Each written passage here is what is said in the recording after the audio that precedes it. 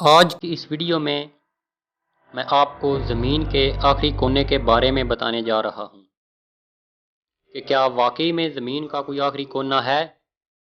اگر ہے تو کہاں ہے؟ کیا کسی نے اسے کبھی دیکھا ہے؟ کیا آج تک کوئی انسان وہاں تک پہنچ سکا ہے؟ یا پھر یہ محض ماضی اور حال میں بیان کیے گئے قصے ہیں؟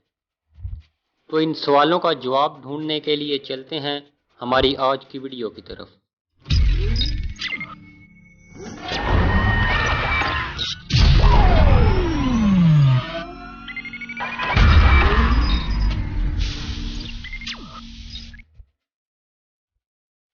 السلام علیکم دوستو، آپ دیکھ رہے ہیں ورلڈ کلک۔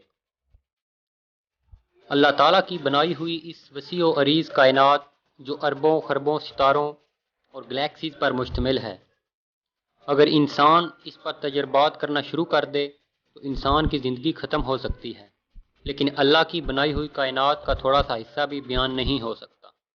اس کائنات کا ایک چھوٹا سا جز یعنی ہماری زمین جو اپنے اندر کئی پوشیدہ راز لیے نظام شمسی میں تیر رہی ہے۔ دوستو، زمین کے آخری کونے کے بارے میں مختلف زمانوں میں مختلف قصے زیر بحث رہے۔ کچھ لوگ کہتے تھے کیونکہ ہماری زمین بہت بڑی ہے تو انسان اس کے آخری کنارے تک کبھی نہیں پہنچ سکتا، اور انسان یہ بھی کہتا کہ ہماری زمین گول نہیں بلکہ چپٹی ہے، اور اس جگہ یعنی زمین کے آخری کونے میں زمین اور آسمان آپس میں مل جاتے ہیں۔ اب جب کہ زمین گول ہے تو یہاں انسان کے اپنے علم نے ہی اس بات کو غلط ثابت کر دیا ہے، کیونکہ گول چیز کا کوئی کنارہ ہوتا ہی نہیں ہے۔ لیکن سائنسدانوں نے زمین کے خد و خال، موسم اور ماحول کو مد نظر رکھتے ہوئے زمین کا آخری کونا بنایا ہے۔ اس کونے کا مطلب یہ ہے کہ یہاں پر خشکی ختم ہو جاتی ہے اور اس سے آگے پانی کا ایک نہ ختم ہونے والا سلسلہ شروع ہو جاتا ہے۔ دوستو، ناروے کے شہر شون کے شمال کو اینڈ آف دی ورلڈ کہا جاتا ہے۔ اس جگہ پر پیسفک اوشن اور میڈیٹرینین اوشن آپس میں ملتے ہیں اور خشکی کا سلسلہ ختم ہو جاتا ہے۔